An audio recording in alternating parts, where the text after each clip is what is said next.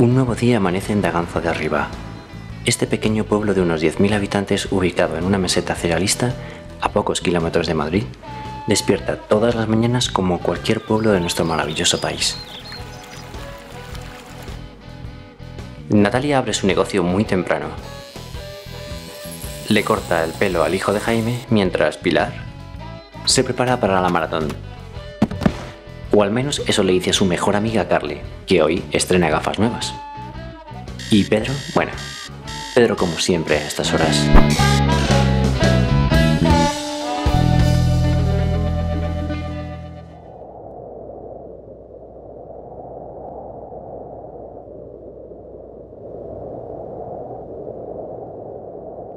Esto que os voy a contar es una historia que ocurrió en este mismo pueblo hace unos 45 años más o menos. Y tiene muchas posibilidades de ser verdad. Así que sin más preámbulos, comencemos. Lo recuerdo una de las mejores épocas de mi vida. Pues no sé si ya tendría 20 y pocos años, fue hace 30 y tanto, 40 años. Estaba no sé qué actor en este bar y tal, y la gente pues se alborotaba un poquillo y tal, pero era muy pequeña. Y en eso por el espejo se abre la puerta y aparece Christopher Lee. Y así empecé yo. Me gustó y empecé como atlecista en verde. Si alguna vez alguien escucha hablar de Daganzo de Arriba y tiene curiosidad por conocer las cosas del pueblo, lo primero que se le va a venir a la cabeza es que por lógica debería existir un Daganzo de abajo. Si va más allá y localiza un mapa satélite, lo que verá es un pueblo rodeado de siembras de cereal. Como en todos los pueblos hay pequeñas y grandes historias. Historias que el tiempo se fue llevando y de las que solo unos cuantos nos pueden llegar a dar la razón. Pues los estudios los recuerdo muy bonitos. Charles Heston, Gina Lollobrigida y Manolo Escobar, que estuvo aquí a peinarse, porque él grababa la película de Todo es posible en Granada. Y había unas cuevas en las cuales se tenía que meter. Y algo le pasaba que le cayó un cubo de agua encima y le mojó el pelo. Tenían que rodar enseguida y lo más cerca era Daganzo. Que venga enseguida porque yo me gusta mucho Manolo Escobar y cómo canta y todo. Y vino la mar de simpático, cariñoso, como un pincel, y yo cuando tenía la cabeza entre mis manos, bueno, me emociona ahora, no digo más. Cuando se fundaron los estudios de cine yo tendría 17 años, 17, 18 años. Entonces aquí en Daganzo, como los domingos no había nada, nos íbamos de paseo y era como obligatorio ir todos los domingos a hacer una visita allí. Una de las travesuras que hicimos un día es que allí había una caja de muertos. Y entonces una de las chicas que íbamos, de las amigas, se metió y se tumbó, se puso las manos, bueno, igual parecía que estaba muerta. ¡Despierta!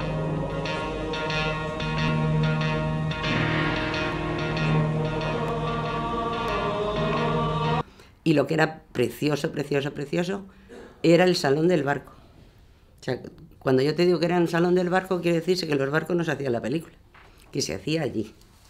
Eso era precioso. Necesitaban gente para trabajar en el cine que pagaban muy bien y fíjate, yo con 16 años volé. Y 300 pesetas diarias. Pero había que madrugar muchísimo, nos levantamos a las 5 de la mañana, ibas de noche porque grababan, era verano y grababan siempre de madrugada o al atardecer. Pero claro, nosotros tenemos que estar ahí el día entero. Y me cogieron un primer plano, claro, me dijeron, a ver, mira la cámara.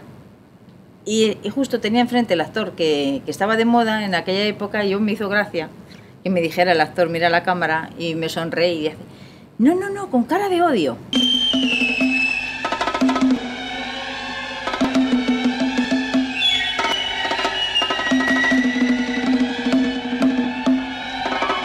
Y nada, pues me puse con cara de odio dentro de lo que se puede odiar a esa edad. Resulta emocionante pensar cómo debieron ser aquellos tiempos. De la misma forma que algunos se levantaban para ir a trabajar al campo, otros se dirigían a trabajar en la figuración de la película de turno. Lo cierto es que en 1967, Philip Jordan, junto a su socio Gregorio Sacristán, fundan los estudios Los Ángeles. Y así se llaman en un principio, hasta que poco tiempo después los estudios pasaron a llamarse Madrid 70.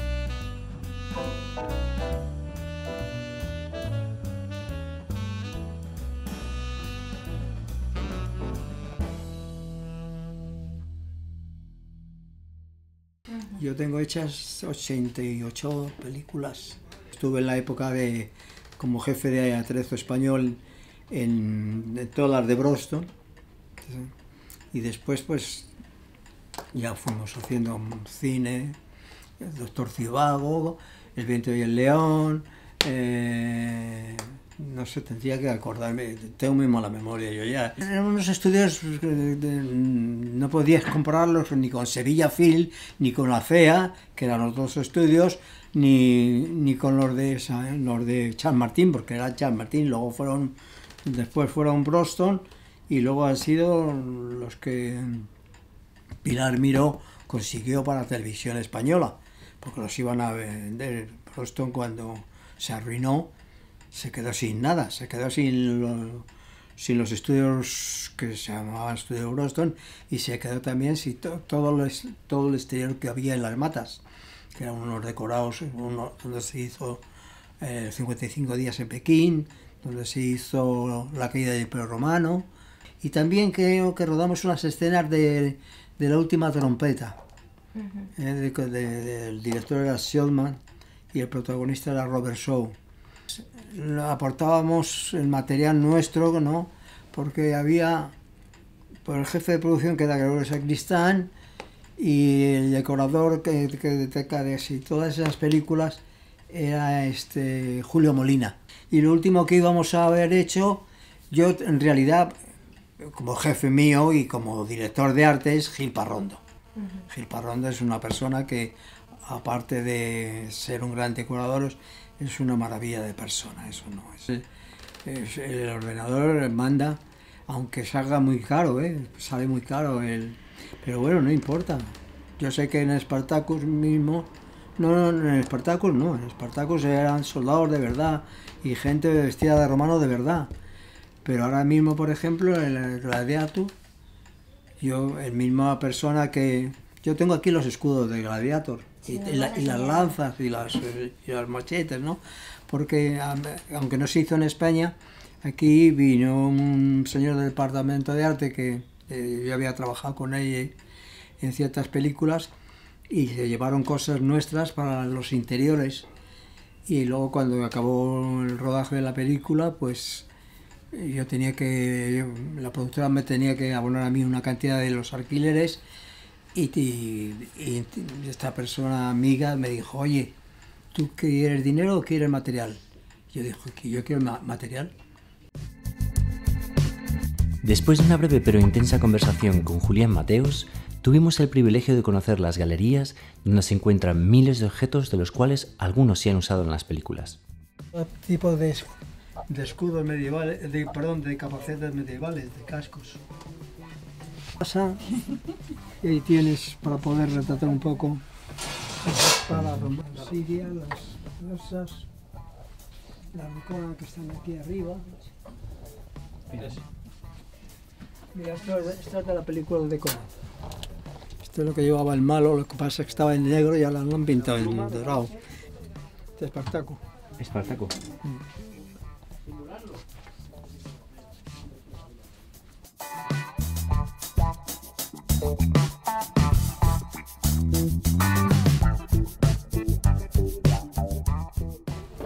Mira, la del soldado romano, de la caída del Imperio Romano.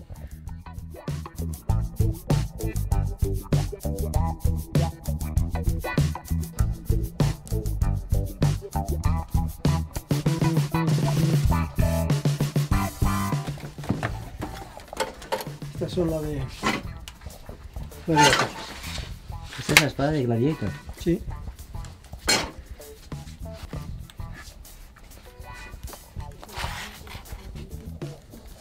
¿Es de verdad o es simulada? No, No son de verdad, no, claro.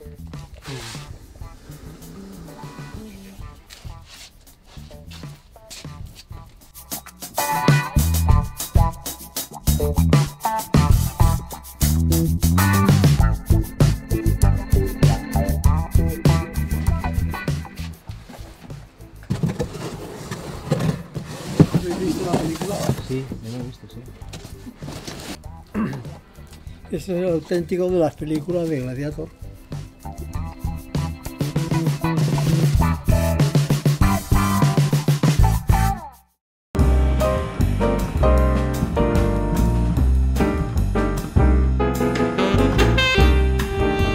En 1978, los estudios fueron comprados por Juan Piquer Simón y siguieron funcionando hasta 1985.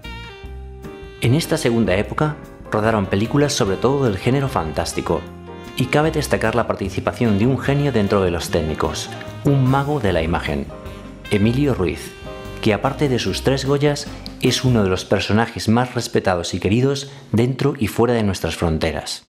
En la primera película que trabajamos, que la primera que se construyó el propio decorado, fue Ciudad Bastarda. Bueno, pues desde el inicio, desde poner la primera tabla o el primer dibujo en el suelo hasta, bueno, conseguir el decorado que se preparó para esa película. Estuvimos aproximadamente, yo creo que unos 2 meses y medio, 3 meses aproximadamente, entre que se construyó hasta que se inició el rodaje. Para nosotros era un sitio novedoso, no conocíamos Daganzo como sitio, como localización para rodar las películas. Y estuvo bastante bien y bastante agradable. Mucho calor, porque era una parte en verano y hacía bastante calor donde estábamos arriba. De por sí había un pilón donde, como no había suministro ni de agua, ni de luz, ni nada, entonces se tuvo que preparar para que poder rodar. Entonces se trajo un grupo electrógeno para tener luz para poder trabajar y se preparó una especie de pilón para tener agua, pero bueno, pues para los señores pintores, escayolistas, etcétera, etcétera, tú preparasen los materiales con eso. Ese pilón nos servía cuando teníamos calor de vez en cuando para darnos un remojón, porque de verdad hacía mucho calor. Bueno, luego hicimos otra película, o yo estuve trabajando, mejor dicho, en otra película, que fue el tren del Transiberiano, en esa película. Entonces fue la primera vez que se construyó, o sea, se hicieron las naves de abajo de los estudios para convertirlos en plató, y se construyó lo que es el tren, la maqueta del interior de un tren, todo para poder rodarlo dentro de lo que son los estudios. El poblado se construyó en lo que era en el momento, en el auge que se rodaban películas de western en España, lo que se denominó Spaghetti Western. Spaghetti Western porque la mayoría de ellas eran coproducciones con los italianos, el mundo italiano y actores inclusive, ¿no? Entonces, por eso se construyó el poblado de Daganzo, habiendo en Madrid inclusive 2 poblados más, o sea, uno estaba ubicado en Colmenar Viejo y el otro en Manzanares el Real, inclusive un fuerte y demás. También se prestaba las localizaciones de Madrid, pues, como era La Pedriza, por ejemplo, ¿no? Para poder rodar, porque bueno, el western, pues como localización y como paisaje funcionaba muy bien. El sistema de trabajo en esta época, con respecto al que puede existir hoy en día, es distinto, porque todo lo que hoy en día se trabaja con el mundo digital, por ejemplo, o los efectos digitales, en aquella época no existía para nada. Lo que existía era lo que se llamaban las maquetas o el maquetista. En este caso hay un personaje que es importante también en estas películas, y en Daganzo ha hecho también muchas, que es Emilio Ruiz. Emilio Ruiz fue uno de los, vamos, el mejor maquetista para mí que ha asistido en el mundo entero, no estoy hablando de España. O sea, este señor ha trabajado en las superproducciones más importantes que ha habido en el mundo, ¿no? Entonces, eso se suplía con lo que hoy en día son los efectos digitales, el hacer una ciudad más grande, el convertir un ejército pequeño en un ejército más grande, etcétera, etcétera, ¿no? O sea, sistemas de maquetas, aparte de la corpórea, que era construir algo corpóreo. Luego él trabajaba en lo que era en chapa, que la pintaba muy bien, entonces se tenía que rodar a una hora muy concreta de día del día, porque él trabajaba con las sombras, con el sol. Entonces, si él decía que a las 12 de la mañana había que rodar esa maqueta, no podía rodarla más tarde de las 12, porque la sombra cambiaba de los personajes reales con respecto a lo que era la... Pintaba sobre un cristal, y entonces era una maqueta mucho más abierta, ¿no? Entonces eran unas cositas muy concretas, o en movimiento, inclusive. O sea, llámense ejército, porque había muñequitos que se movían mediante una chica, o un barco que se movía, etcétera. Ese era el sistema que se hacía en aquella época para rodar lo que no podía ser mejor rodarlo físicamente o construirlo, para poder lo que hoy en día lo suples con un dibujito y en efecto digital, y se lo hace fantásticamente. Empecé con mi padre a trabajar. Mi padre era tapicero cinematográfico, o sea, se dedicaba a la cinematografía, a la publicidad, a la televisión. Y dentro del trabajo de tapicería, bueno, pues trabajamos en el departamento de arte realmente, ¿no? En decoración. Entonces, bueno, ahí es donde me picó el gusanillo para luego yo seguir mi carrera. Y empecé de tapicero, pero luego empecé a continuar pues trabajando de ambientador, de decorador o director de arte, ¿no? Llegando incluso a montar mi propia empresa con mis hijos, en este caso, que bueno, es una especie de atrezo y escenografía y de diseño, ¿no? Que estamos ahora mismo pues situados aquí en Daganzo, o al lado de Daganzo. Y bueno, pues vuelvo un poco a mis años jóvenes, ¿no? De cuando empecé a trabajar también allí en Daganzo, pues ahora lo tenemos aquí, y la verdad que bueno, pues estamos muy a gusto. Sí, he estado nominado para varias ocasiones para dar los premios, que pueden ser los Goyas en España, o como puede ser a lo mejor en los otros que tuve nominado para los Oscar con mi compañero Benjamín Fernández. Carmen, A la Triste, Los Fantasmas de Goya, Mar Adentro, Los Otros, Conan el Bárbaro, bueno, pues varias de ellas. Una de las personas que no he comentado, que ha sido Juan Piquer. Juan Piquer fue el último dueño, por decirlo de alguna manera, que estuvo aquí en los estudios y en el poblado del western. Pero es un señor que no hizo western, o sea, él su cine era de otra cosa, hizo cine de ficción, cine de acción, inclusive se construyó para una de sus películas, me parece que fue al Viaje al Centro de la Tierra, si no recuerdo mal o algo así, una selva de lo que fue el poblado, o sea, por gente se construyó como si fuera parte de la selva desmesurada, que es decir, no una selva de natural, sino como hemos visto en alguna de las películas, pues palmeras enormes o rocas enormes o gusanos extraordinariamente grandes. O sea, ese fue el trabajo que Juan Piquer más hizo aquí, más que western, no realmente western. Las espadas de A la Triste, que en su momento las fabricamos para la película,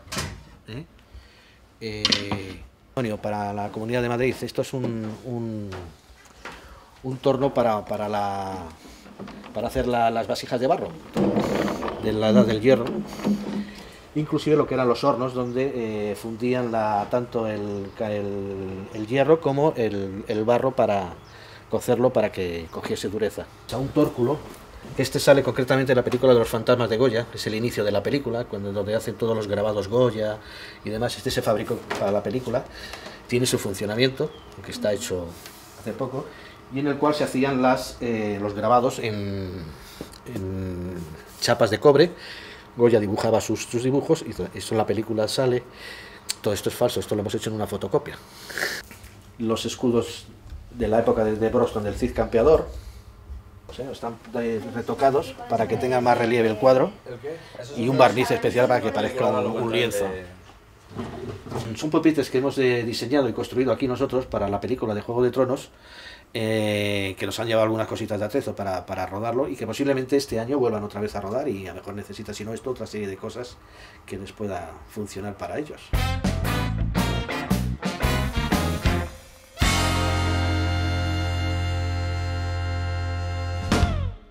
Me acuerdo que cuando éramos pequeñas, pues había algunos días que te llevaban de excursión arriba a los estudios, a conocerlos, a verlos. Me ha dado muchísima pena ver cómo se ha ido deteriorando, porque yo lo he ido viendo año tras año, cómo se iba destruyendo poco a poco, porque de vez en cuando, aunque no fueran excursiones, cuando hemos sido más mayores, siempre quien no ha ido a verlo y tal, y veías que se iba deteriorando, y por dentro decías, ¿cómo nadie hace nada para que esto no se conserve? Un día estábamos en Madrid comprando unas telas, y de repente hablamos algo de caballos, porque mi esposo es tendicortoprotésico. Entonces estábamos comprando algo ahí para unas cortinas o algo y dijimos que arreglábamos monturas. Que se lo arreglaba a mi hermano, a los amigos de mi hermano y tal, pero nada más, ¿no? Pero, y al lado había un señor, que era Paco Ardura, y dijo, anda, ¿vosotros arregláis cosas de los caballos? Y me dijo, sí, ¿dónde estáis? Pues en Daganzo. Y se quedó. Pues yo vivo al lado, pues voy a ir a veros, tal. Ahí se quedó el primer contacto, ¿no? Luego, un señor de Alcalá, que tiene una tienda hípica, él dijo, Fernando, venga, te voy a presentar a los especialistas de cine y tal. Y nos llevó a la finca y nos lo presentó. Y sí que nuestro primer trabajo para el cine fue para Ricardo Cruz. Ricardo Cruz nos vino un día y nos encargó unas monturas, una funda, y a raíz de ahí hicimos la primera película, San Antonio de Padua. Y a raíz de ahí ya empezamos a seguir trabajando sin parar. El Reino de los Cielos hicimos 120 caballos, vestirlos y tal, baúles, todo, cinturones, 1000 cosas. Luego de ahí, pues ya trabajos que nos encargan aquí en casa, El último samurái, hemos hecho cabezadas, El príncipe de Persia, infinidad de películas. Y en Irlanda, como he dicho, 8 meses hemos estado trabajando para la serie Vikings, que ha sido una experiencia maravillosa. Nuestro trabajo en vestuario es un conjunto con el figurinista, eso está claro. Por ejemplo, ahora hemos hecho la serie Isabel con Pepe Reyes, que me encanta, es algo especial trabajar con él. Entonces, con Pepe Reyes funcionamos casi al 50%. A mí se me ocurre algo, hago una muestra, se la enseño, la ponemos encima de un maniquí y dice, ¡ay, Estrella, pues me gusta, vamos a hacerlo aquí, vamos a hacerlo allá, hazme esto, a ver qué te parece, tal, o las botas. Trabajamos de tal manera que nosotros o nos vamos de aquí, nos pueden contratar como si fuera un contrato de trabajo por 6 meses, 8 meses, lo que sea, y cerramos el taller completamente y nos vamos. Nos llevamos máquinas, nos llevamos todo. Montamos un taller en cualquier parte del mundo y de España. Le he hecho yo, hice este dibujo y lo fui haciendo en papel. Y a raíz de papel luego se hace en cuero. Tenemos todo tipo de vestuario, pero sobre todo el cuero. Estamos especializados en cuero, en prendas de cuero. Y para hacer el cuero, lo primordial es tener a veces un patrón muy preciso, que a veces verdaderamente es más complicado hacer el patrón que la prenda. Porque tienes que diseñarlo y tal, y luego, bueno, mucho tiempo para hacerlo, pero es importantísimo siempre un buen patrón. A las que se usaron en la triste la película Viggo Mortensen, que le hicimos el vestuario. Está hecha en piel de ciervo. Esto es piel de ciervo. Luego está envejecida con aceites y con pequeños tintes, gotas de tinte para que parezca envejecida.